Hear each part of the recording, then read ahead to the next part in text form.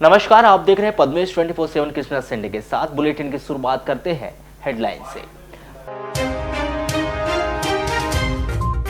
विशाल निशुल्क स्वास्थ्य परीक्षण शिविर के एक दिन पूर्व आयोग अध्यक्ष ने नाली में उतरकर की साफ सफाई। वहीं सरपंच अनीश खान पर कसा तंज, कहा फ्लैक्स में पूर्व मुख्यमंत्री दिग्विजय सिंह और कमलनाथ की फोटो लगाकर प्रशासनिक तंत्र को डराने का काम करते हैं अनीश खान। रूपजर थाना के उकुआ में बीती रात दुर्गा मंदिर में चोरी करते हुए रंगे हाथों पकड़ाया चोर। ग्रामीणों ने किया पुलिस के हवाले। न्यायिक अभिरक्षा में भेजा गया उपजेल।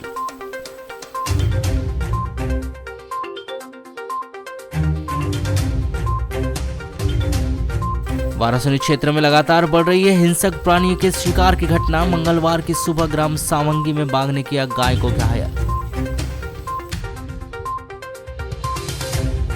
रामपायली के शासकीय कन्या उच्चतर माध्यमिक विद्यालय का विवाद नहीं ले रहा है थमने का नाम। आरोपी शिक्षक को बचाने छात्रों ने कलेक्टर कार्यालय में सौंपा ज्ञापन। भीम आरपी पर शिक्षक को जबरन फंसाए जाने का लगाया आरोप। रेलवे ओवरब्रिज की मांग के बीच स्थानीय प्रशासन ने अतिक्रमण हटाने की प्रक्रिया की तेज। नगर पालिका ने 112 अतिक्रमणकारियों को थमाया नोटिस। 3 दिनों में अतिक्रमण हटाने की दी मोहलत। अखिल भारतीय स्वर्ण कप हॉकी टूर्नामेंट में मंगलवार को खेले गए 3 रोमांचक क्वार्टर फाइनल मुकाबले। जालंधर, राउरकेला और बेलगाम की टीम के नाम रहे क्वार्टर फाइनल के मुकाबले।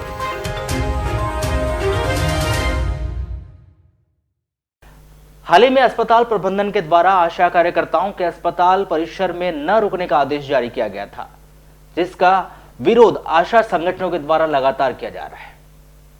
जिसका एक नज़ारा मंगलवार को कलेक्टर कार्यालय में देखने को मिला, जहां जिला अस्पताल प्रबंधन के द्वारा जारी किए गए इस आदेश के विरोध में आशा कार्यकर्ताओं ने कलेक्टर कार्यालय में जमकर नारेबाजी की। वहीं आशाओं के अस्पताल में न रुकने वाले इस आदेश को तुरंत ही वापस ले जाने की मांग की। जिन्होंने अपनी इस मांग को लेकर मध्य प्रदेश स्वास्थ्य कर्मचारी आशा व आशा सहयोगी प्रकोष्ठ के बैनर तले ज्ञापन सौंपते हुए उक्त आदेश को यथाशीघ्र वापस ले जाने की मांग की। जहां उन्होंने उक्त मांग यथाशीघ्र पूर्ण न होने पर अस्पताल प्रबंधन के खिलाफ जिला अस्पताल के सामने उग्र आंदोलन किए जाने की चेतावनी दी। बट सुनीता वट्टी, जो ट्रामा सेंटर में चस्पा लगा हुआ है, लिखा हुआ है चस्पे पे कि आशा कार्यकर्ता भर्ती करके घर वापस जाए और अस्पताल परिसर में रुकना वर्जित है। तो ये परिसर में रुकना वर्जित बोले तो एक आशा की छवि खराब करना है। सब लोग जैसे हितग्राही आते हैं पढ़ते हैं तो देखते हैं बोले आशा कार्यकर्ता का रुकना वर्जित, तो उसके स्वाभिमान को ठेस पहुंचता है। हमारा कहना ये है कि जैसे आशा कार्यकर्ता दूर दराज से आती है और केस वहाँ पर भर्ती कराती है, भर्ती करके रुकने के लिए वर्जित कहा गया है तो भर्ती कराती है। भर्ती करने के बाद में यदि रात को आती है तो कहाँ जाएगी? और फिर हितग्राही नए आते हैं वहाँ पर, नए हितग्राही चाहते हैं, हर दिन वही हितग्राही नहीं आता। उसको ये मालूम नहीं होता है कि किस जगह में ब्लड टेस्ट होता है, किस जगह में किसी मरीज को यदि क्रिटिकल समस्या में आ रहा है, खून लग रहा है तो किस जगह में खून की व्यवस्था होती है, सारा कुछ मालूम नहीं होता है। और वहाँ लिखा हुआ है जो वर्जित वाला, उसमें कोई आदेशानुसार लिखा हुआ नहीं है। इसके आदेशानुसार वहाँ सिर्फ ऐसा चस्पा लगा दिया गया है कि वर्जित है करके, तो इस प्रकार की समस्या आती है। वहाँ समस्या ये भी है कि कुछ हमारी आशा कार्यकर्ताओं के साथ में रूडली बात किया जाता है, स्टाफ के द्वारा भी, और वहाँ के गार्ड कर्मचारी भी हैं, वो भी रूडली बात करते हैं, भगाते हैं उनको कि बोले कि निकलो बाहर निकलो, रुकना नहीं। रात को भी ऐसा ही हुआ, हमारी 10-12 आशाएं थी, ऊपर में थी वो, तो उनको बोल रहे थे कि जाओ नीचे उतरो, होना नहीं यहाँ पर। मतलब ऐसा नहीं होना चाहिए। क्या पुरुष मेल हितग्राही के साथ में हमारी आशाएं बैठेगी क्या? जबकि उनका आशा कक्ष बनाया गया है तो उसमें भी नहीं जा पाती आशाएं, और हमारी आशाओं को प्रॉब्लम होती है, शौचालय भी नहीं है उस जगह में, तो इधर उधर नीचे उतरने में प्रॉब्लम थी। परिसर का मतलब क्या? परिसर में बगैर परिसर में अंदर जाए बगैर हमारी आशाएं कैसे काम कर सकती है? लालबरा नगर मुख्यालय सहित ग्रामीण अंचलों में चोरी की वारदातों में लगातार इजाफा हो रहा है, परंतु पुलिस प्रशासन चोरी की वारदातों पर अंकुश लगाने में नाकाम साबित हो रहा है। तभी तो अज्ञात चोर चोरी की वारदातों को अंजाम दे रहे हैं, जिससे आमजनों में पुलिस प्रशासन के प्रति आक्रोश बढ़ते जा रहा है।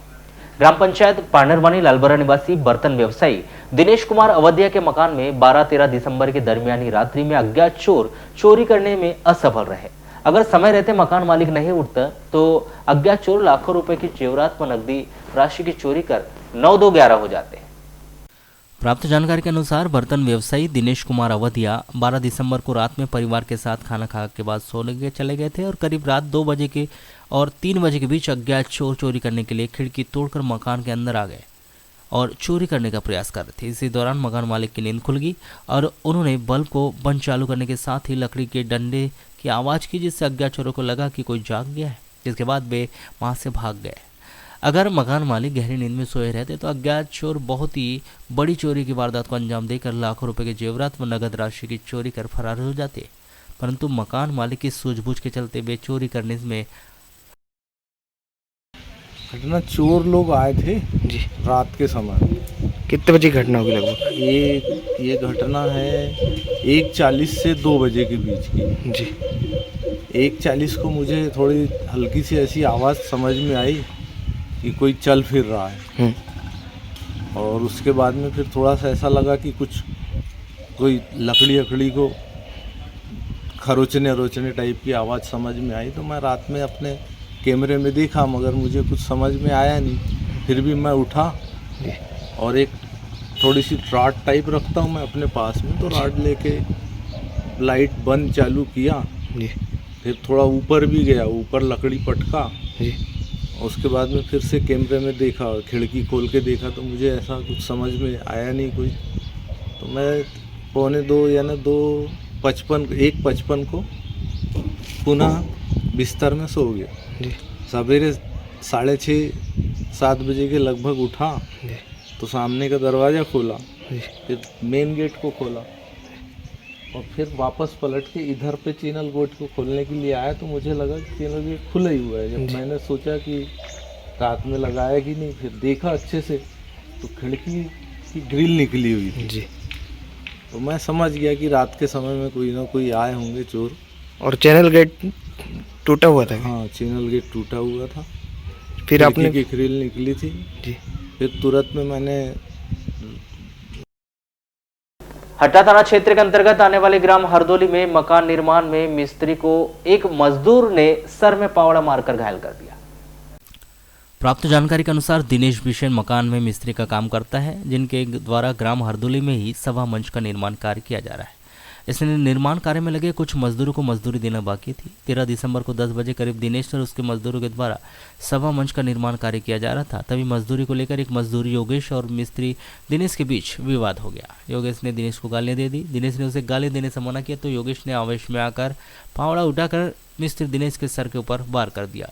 सर में चोट लगने से दिनेश घायल हो गया। बीच बचाव के बाद घायल दिनेश को 108 एम्बुलेंस से जिला अस्पताल बालाघाट लाकर भर्ती किया गया है। क्या नाम है आपका? क्या करते हैं आप? मिस्त्री का। आज किससे मारपीट हो गई है? वो लेबर से। किस बारे में हुई? उसका 3 दिन का पेमेंट बाकी था, 900 रुपये। अच्छा। तो उसको देने वाले थे, आज भी दे देता समझ लो, पर उसने शराब पी करके आकर के पावड़ा से मार दिया उसने सिर में। कहाँ काम कर रहे थे आज? हरदोली पंचायत का काम, सभा मंच का। शासकीय कन्या उच्चतर माध्यमिक विद्यालय रामपायली में पिछले कुछ दिनों से उपजा विवाद थमने का नाम नहीं ले रहा है, जहां इस विवाद में दोनों पक्ष आमने सामने हैं। विभिन्न सामाजिक संगठनों के बैनर तले सौंपे गए इस ज्ञापन में छात्राओं ने संबंधित शिक्षक के खिलाफ एफआईआर दर्ज कर उसे गिरफ्तार करने, उसे जेल भेजे जाने की मांग की थी, जहां 4 दिनों के भीतर मांग पूरी न होने पर उग्र आंदोलन की भी चेतावनी दी गई थी। इसी मामले को लेकर मंगलवार को रामपायली शासकीय कन्या उच्चतर माध्यमिक विद्यालय से पहुंचे छात्रों ने कलेक्टर कार्यालय में एक और ज्ञापन सौंपकर आरोपी शिक्षक को बेकसूर बताया, जिन्होंने ज्ञापन के माध्यम से भीम आर्मी के पदाधिकारियों के द्वारा जबरन परेशान किए जाने की बात कहते हुए उनके शिक्षक राजीव वैष्णव को दोष मुक्त किए जाने की मांग की। तो वहीं आरोपी शिक्षक के भाई ने भी अपने छोटे भाई को बेकसूर बताते हुए उसे जबरन इस मामले में घसीटने का आरोप लगाया। हाँ जी सर, हम अपने सर के बचाव में आए हैं। मतलब जो सर पे गलत आरोप लगाया गया वो सर गलत है सर, उनको हटाना है। क्या आरोप लगाया गया? मतलब उन पे आरोप लगाया गया कि उनने बच्चों से गलत शब्दों का व्यवहार किया और उन्हें मारपीट भी करते हैं, इस प्रकार का गलत आरोप लगाया गया। और इससे भीम जो समुदाय के लोग थे वे आकर स्कूल में गलत प्रकार का व्यवहार कर रहे हैं। हमारे सरों को बार बार बुलाते हैं, मीडिया वाले साथ में आते हैं और वो पूछताछ करते हैं। हमारे परेड भी अच्छे से नहीं लग पाते उस कारण, और सुबह 10 बजे से आ जाते हैं शाम 5 बजे तक। अभी बीच की घटना, एक दिन वैसे धरना प्रदर्शन करने आ गए थे, गेट के सामने बैठ गए और उन्होंने मतलब रात्रि 9 बजे तक वे स्कूल में रहे और सर लोगों को भी उन्होंने स्कूल में रोक कर रखा। तो आपने किस शिकायत संबंधित थाने में की क्या? हाँ, थाने में की थी इससे संबंधित शिकायत। क्या हुआ? वो सर आते हैं, मतलब जांच पड़ताल करने आ रहे हैं। तो आपको किसने लेके आए यहाँ? हम यहाँ आए हैं स्वयं, मतलब सर के बचाव में आए हैं। मेरा जो छोटा भाई है उस पर अलग अलग आरोप लगाया गया है कि आप यहाँ गलत व्यवहार करते हैं, गलत चीज़ों का आप बातचीत से टोन गलत करते हैं। तो उसके बचाव में मैं आया हूँ बच्चों के लिए, क्योंकि भाई उन्होंने अलग अलग व्यवहार कभी किया नहीं इतने साल से, और ये भीम आर्मी द्वारा ये मुद्दे को उठाया जा रहा है। एक अन्य गलत तरीके से पेश किया जा रहा है ताकि गाँव में माहौल ख़राब हो। इसलिए हम चाहते हैं कि माहौल ख़राब ना हो, बच्चे को इसलिए लेके आए कि उनके बचाव में और गलत चीज़ें ना गाँव के बाद में भी ना फैलें, बच्चों का माहौल अच्छा रहे और स्कूल की पढ़ाई जो बच्चों को बर्बाद हो रही है वो भी ना हो।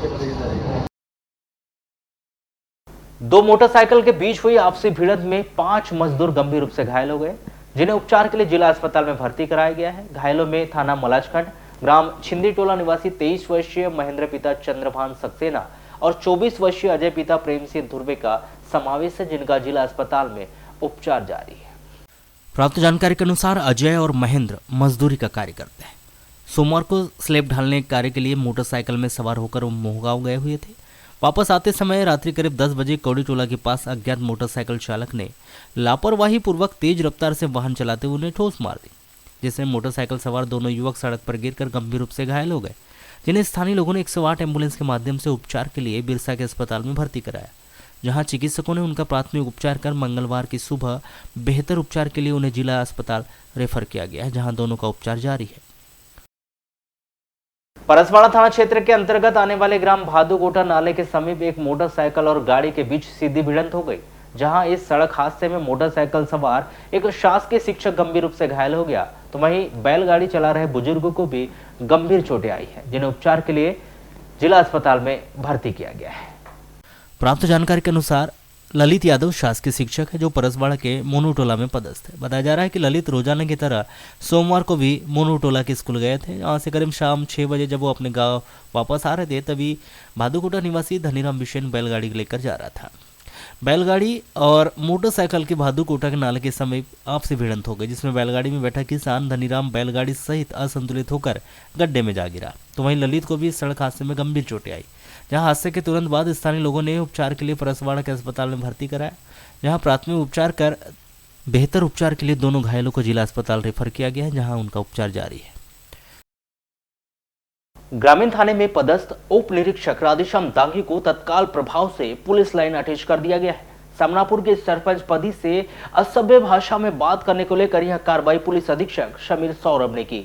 आपको बताया कि 1.5 माह पहले ही उप निरीक्षक राधेश्याम दांगी पुलिस थाना वारासिनी से ग्रामीण थाना बालाघाट स्थानांतरित किए गए थे।